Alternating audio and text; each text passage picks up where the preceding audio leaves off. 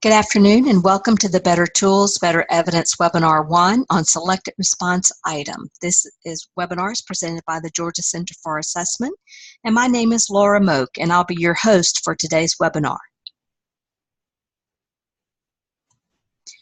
The focus for today will be selected response items or multiple choice items, and we're going to be looking at how you can both align selected response items to the standard as well as to the content as well as to the rigor of the standard. And so we're going to go through a process called Deconstructing the Standards process, and that process is the same regardless of the content area or the grade level, and it is the same process that we use even before we write constructed response items. So on October 5th, the focus of webinar 2 will be on constructed response items, and then on November the 2nd, the focus of that webinar will be on rubrics for constructed response items. The broad purpose that we have for today is that we want to make sure that we have assessment items that really give us information that we can use once we administer those. And the better, more precise those questions that we write, the assessment items that we provide to our students, the better the evidence we will have. And that tells us a lot about student mastery and where students are on the continuum of mastery. And the purpose of our focus is really on formative assessment here, what you would do in a very formal way. You're going to handle all the informal questioning that you do with students, but what we're talking about here are the more formalized formative assessment questions that you may write for a quiz or for a test or whatever, benchmark tests, ways that you are still trying to figure out what students know and don't know so you can make some instructional decisions. This will help give you information as students get closer and closer to summative assessments, whether that be a end of unit test where you won't cover that information anymore, or one of the big summative assessments that the state may offer. Our agenda today, we're going to be looking at social studies and science standards from the new Georgia Standards of Excellence. We're going to focus today on elementary and middle school, but the process is the same for even high school. But we'll give you a good start in how to think through deconstructing a standard. We'll have 2 questions per content area to share with you today, and then we'll kind of look ahead to webinar 2. So we always begin with the standard. In order to know the rigor of the standard, we go through a process called deconstructing the standards, and there are 5 steps. The first step is to ensure that you're choosing a standard that can be deconstructed. We're looking for learning targets, and this is a very specific operational definition. A learning target is what the standard identifies as what the students must know or be able to do in order for you to measure mastery. And so we want to look for learning targets, and there are 4 types of targets that we'll cover in just a moment. The second step is to take that standard and circle verbs and underline nouns and noun phrases to ensure that we're not missing any piece or part of the standard. We want to make sure we are covering each piece so that we know when we get ready to develop a selected response item that we know exactly the content alignment piece as well as the rigor at which we need to assess. The third step is to identify the learning targets, and there are 4. The first type of target is called a product development target, and so when we're deconstructing a standard, we want to ask ourselves, does the wording of the standard require students to create a tangible product so that I use that as a teacher in order to measure mastery, that the standard calls for a product. So if the standard says the student will create a model, let's say, then that standard has a product target because it outlines specifically what the tangible product should be, and that the quality of that product will determine mastery of that standard.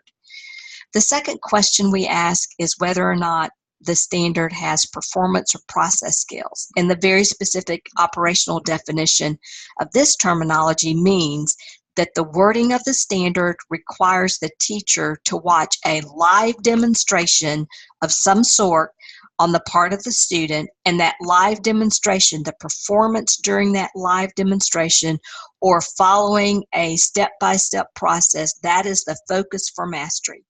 And so you can't do it unless the students are performing live for you. You're listening to it, you're watching it, those kinds of things. And that's really important to understand, because in education we use the word skill a lot, and so we want to make sure you understand the operational definition for a target to be performance or process skill. The wording must indicate something in such a way that you have to watch them do something in a live demonstration. The third type of product is called a reasoning product, and that indicates that the student must do something beyond recall. So for example, if the wording of the statement of the standard calls for a student to compare and contrast, or calls for the student to infer, or calls for the student to determine cause and effect, or make a judgment, or determination, those are examples of cognitive demand beyond recall, and they would indicate a reasoning or problem-solving target.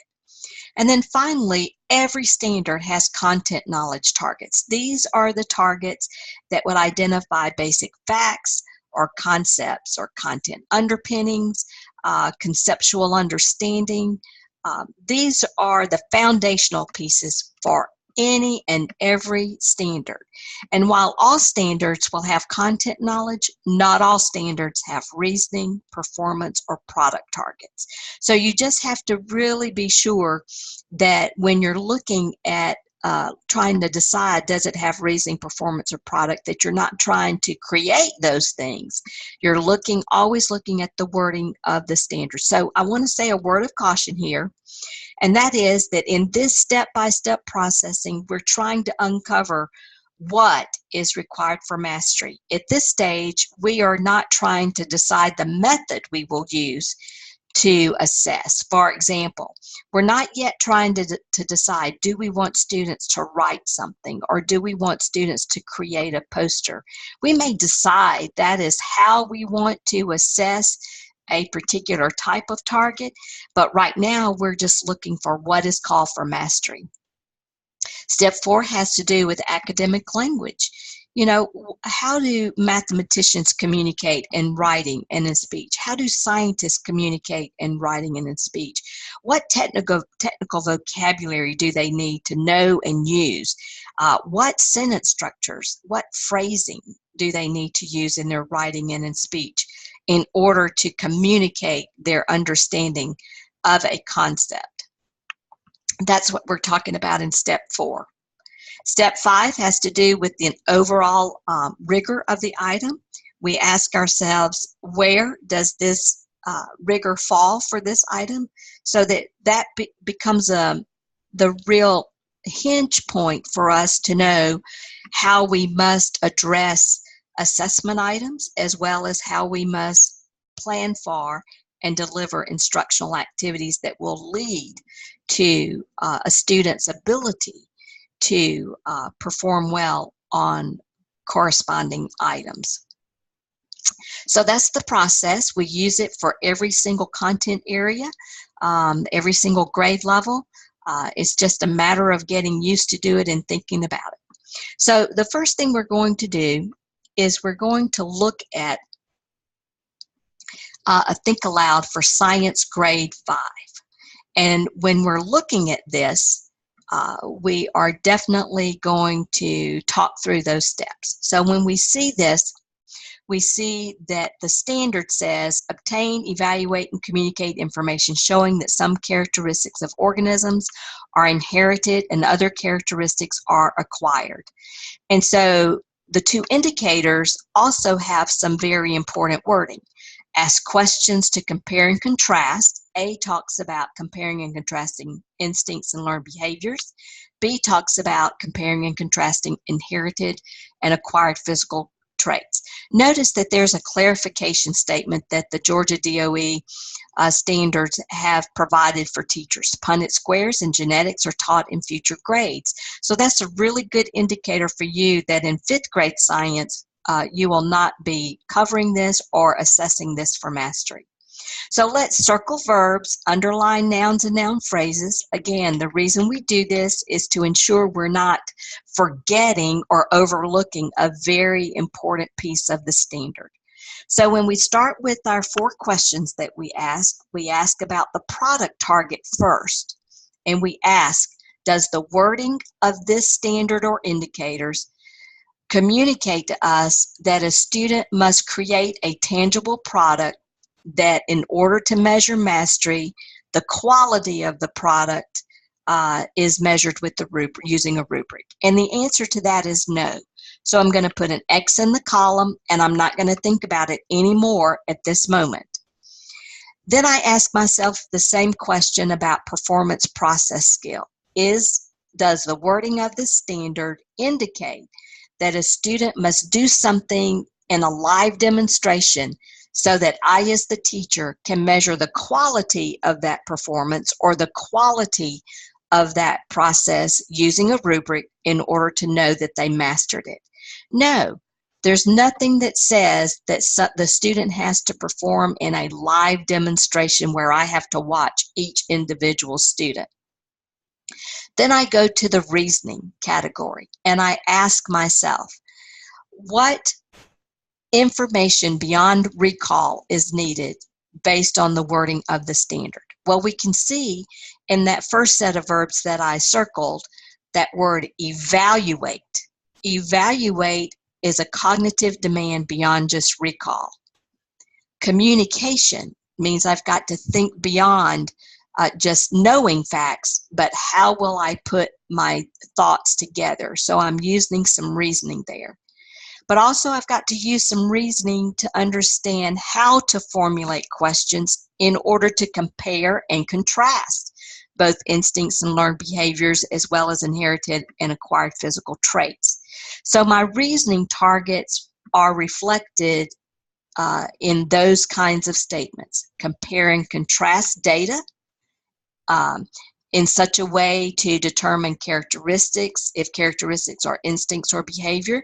But the second bullet there as well, compare and contrast data in such a way to determine if physical traits or organisms are inherited or acquired. But then I've got to determine appropriate questions to ask while comparing and contrasting. So those are 3 of the big categories of reasoning targets that I will need to address when I write my assessment items, my questions, my multiple choice questions. And then I will address those types of concepts when I plan for my instructional delivery. Well, knowledge. What are the basic underpinnings for this standard? Well, they have to know some scientific terminology, and I've got some listed there. They have to be able to recognize traits. Those are some basic pieces of knowledge and understanding that students need. So the really key point here is that for a teacher, in order to know if a student has mastered this standard and these 2 indicators, I must deal with those reasoning targets. If I only ask questions related to the knowledge targets, then I will have an incomplete picture of mastery. And that is the key statement takeaway today on this deconstructing process that I want you to remember. What academic language do students need to know? Well, here are, in addition to the content vocabulary, they're going to need some sentence structures and phrasing related to comparing and contrasting. So as we look at the standard overall, then what we land on is the rigor level of this standard is going to be on reasoning. And again, I must deal with those reasoning targets both from an assessment planning point of view, formative planning as well as summative planning for assessment. But also, I've got to then decide what instructional activities will help guide my students toward mastery. It doesn't mean you don't scaffold information. It just simply means you need to give students both exposure to the opportunity to reason, as well as experience with these reasoning targets before you get to a summary, a summative assessment. So now let's take a look at the item that is related to this standard, and let's see if it meets the criteria for being aligned to the content as well as aligned to the rigor.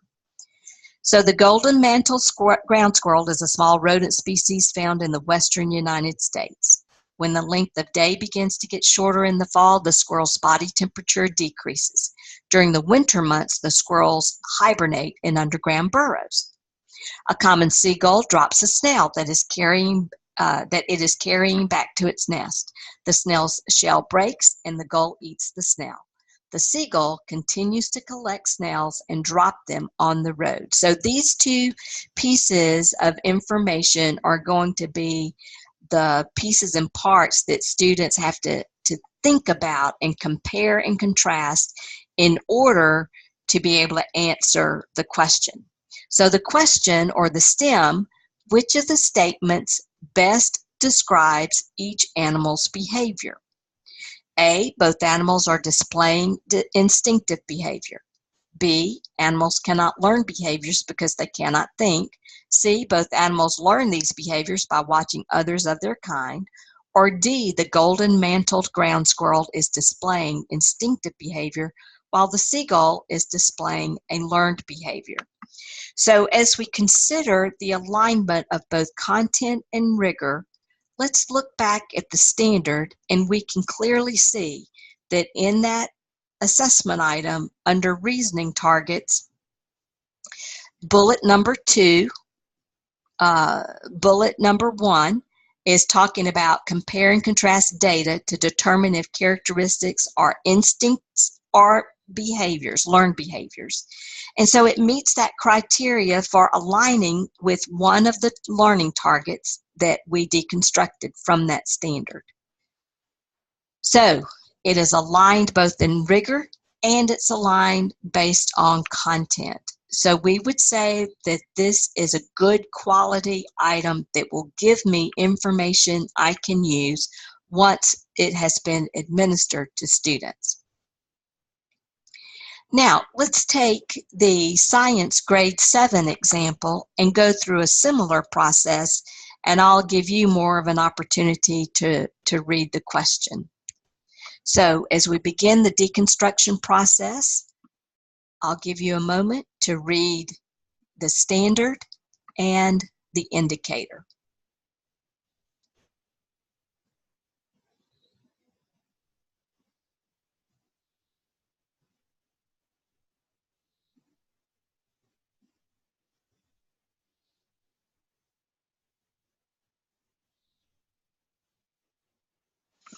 Okay, so as we look at this standard and the one indicator, the first thing I want you to know is obviously there are more indicators that go with the standard, but because of economy of space, we only had room to do one.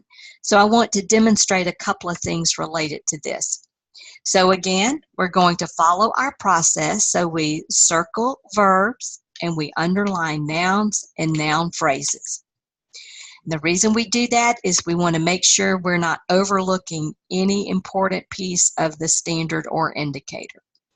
So the first question I ask, is there a product target? Meaning the wording of the standard or indicator indicates that a student must create a tangible product, and the quality of that product will be what is used to determine mastery. Well, the answer to that is yes, because when we see the verb develop, use, but more so develop, it is asking a student to create something. So a product target would be that the student must create and use some type of model to detect or depict identical genetic information.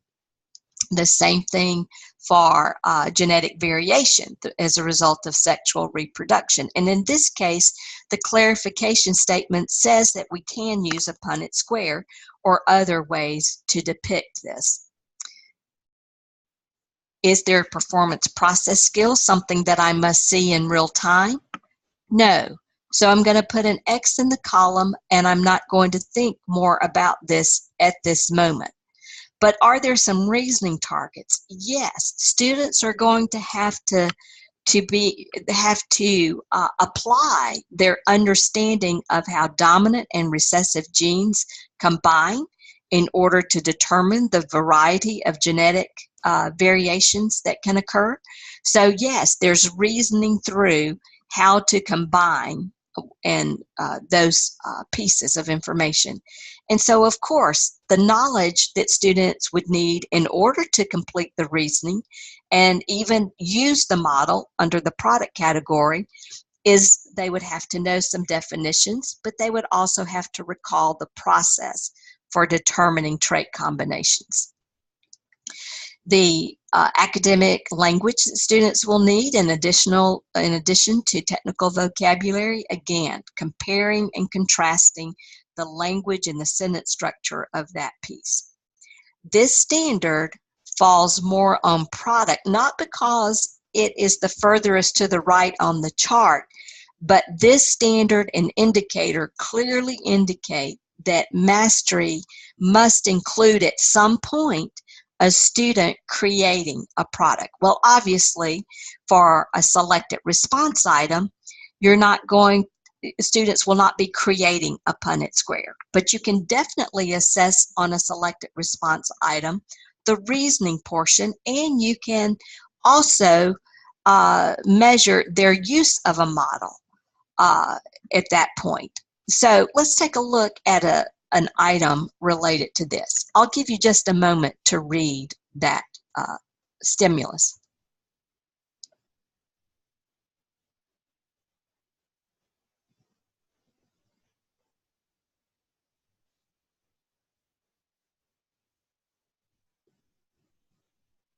Now read the stem.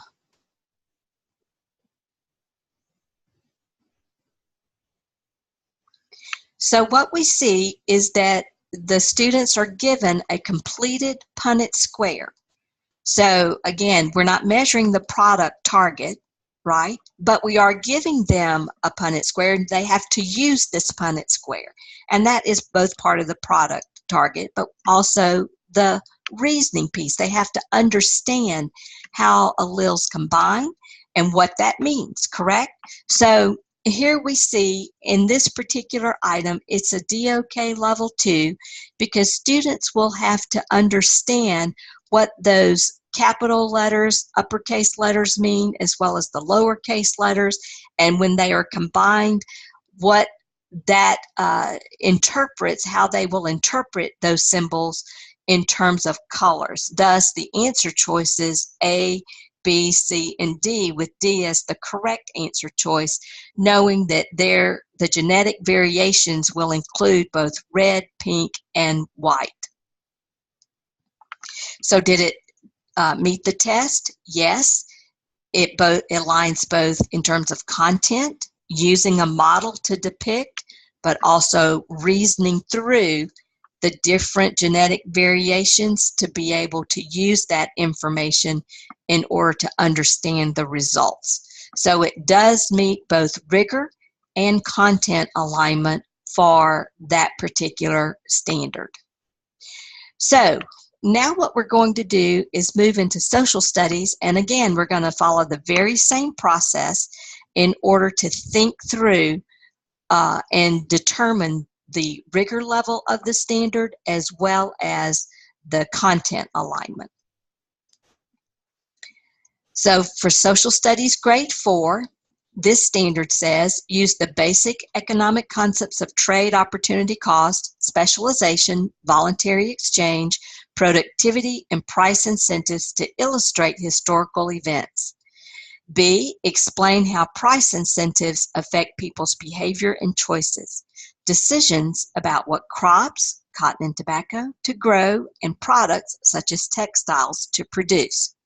So we follow the same process. We circle verbs, underline nouns, and noun phrases. I've chosen this because I want to point out two very misleading verbs, use and explain. Explain can often mean that the item could be more difficult, which is different from the item being more rigorous. In other words, explanation could just be more difficult for some students to be able to complete, like for your language learners, or for various reasons. They may have the information, but they may not do well in how they give you the information. Use would often indicate some type of performance, but not always. Sometimes, again, it just triggers setting it up for more reasoning than it is performance. So let's take a look at the concepts that are presented following the verb. So it says, use the basic economic concepts of trade, etc., to illustrate historical events. Now that's a key phrase there, historical events. We've got to put it in the correct context. Explain, as we look at what follows it, how price incentives affect people's behavior and choices, etc. That little word how is what really gets at the heart of the rigor of this standard. So now let's apply the 4 questions that we asked earlier. The first question is, based on the wording of the standard alone, do we see anything that would indicate that students must create a tangible product and the teacher will measure the quality of the product in order to show mastery, to understand mastery, student mastery? And the answer is no. There are a variety of different ways the student can present this information, and product, there is no product target involved. Same for performance process skill. Even though we had that verb use, as I mentioned earlier, it's not about a live performance, a live demonstration. In this case, use has more to do with the reasoning piece, the explanation of how price incentives affect people's behavior, determining the role of price incentives have on decisions, using those basic economic concepts of trade, etc. So in this particular case, you could have a bullet for every single one of those pieces, but use does not indicate here performance, but rather reasoning. And then the knowledge, the recall pieces, the basic information that underpins or undergirds the standard.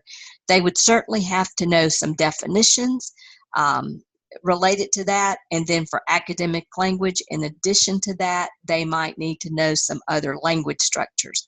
This particular standard falls on the reasoning target, which means that in my assessment item writing process, if I only ask questions related to the knowledge target column, definitions, basic recall, then I will not have a complete picture of mastery. I must deal with those reasoning targets both on assessment items that I use on formative assessment as well as on summative assessment, but also during my instructional planning, instructional activities. I need to expose my students to them and give them some experience dealing with those reasoning targets so that when they are given through formative or summative assessment items that relate to these reasoning targets, they will understand and recognize them for what they are.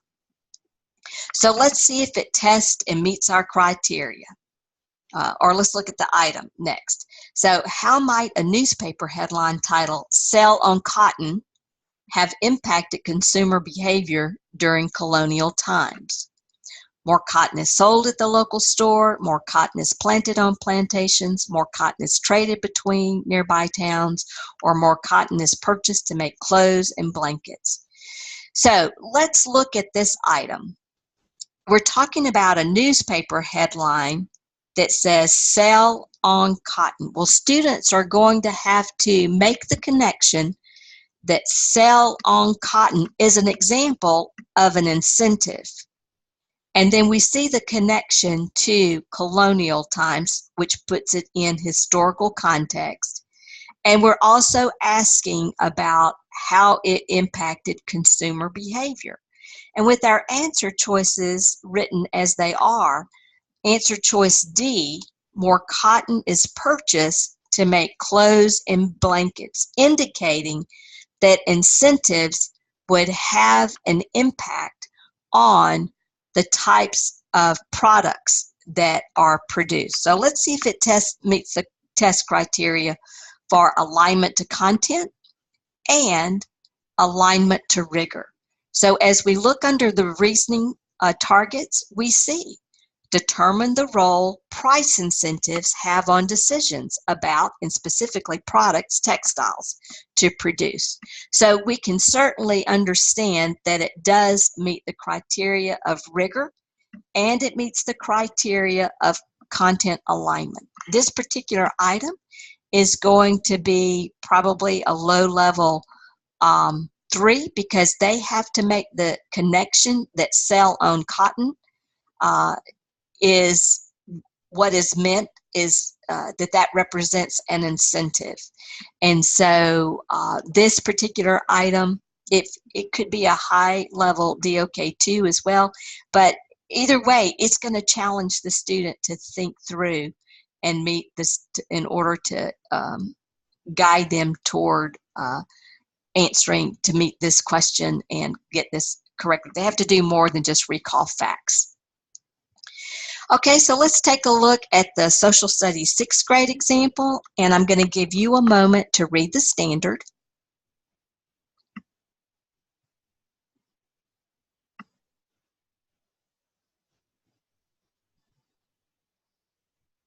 So now that you've had a moment to read the standard and the indicator, let's follow the process. We circle verbs, we underline nouns and noun phrases. I chose this because, again, explain can be very misleading. It may be more difficult, but it does not add rigor to the standard. Describe is another misleading verb. It may be easy for some to describe, and notice nowhere does it say it has to be done in writing. It only says that it is a student must be able to do that, and you could certainly talk to a student, have a personal conversation, which is a legitimate way or method to assess students.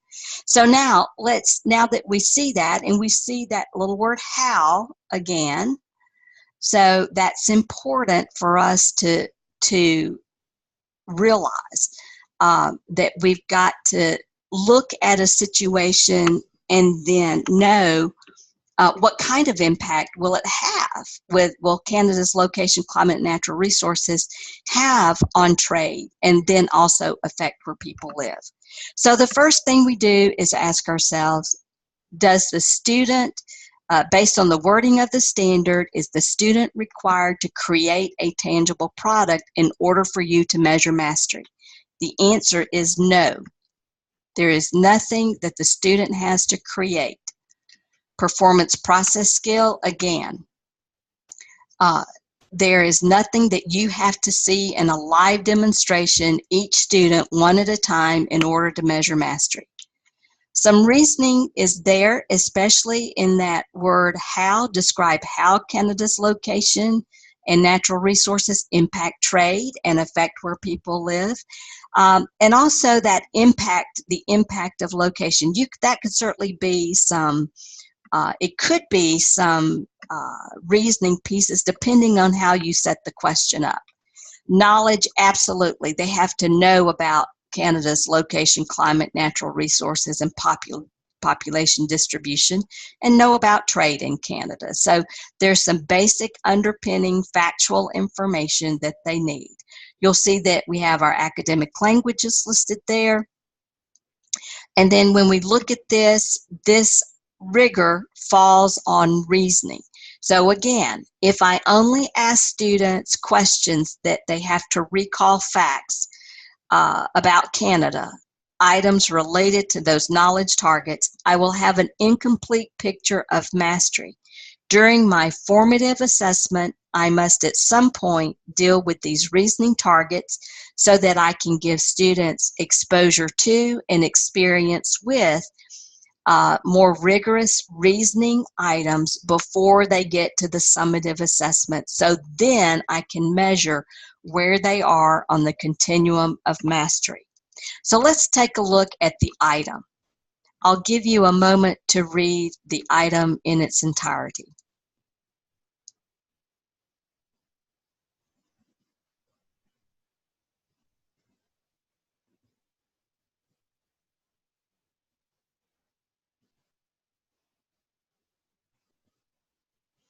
Okay, so as we look at this item, we see that it's asking in relationship to land size. Canada's the second largest country in the world, but 90% of all Canadians live within 100 miles of the United States and Canadian border. So that's setting a context for students.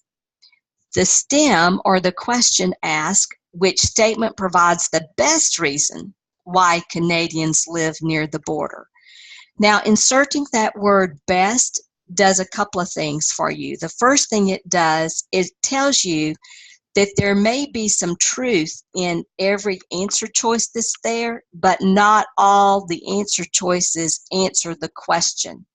All right, so it's not about trying to trick students, it's about asking students the depth of their understanding. And so they must choose the best reason why Canadians live near the border.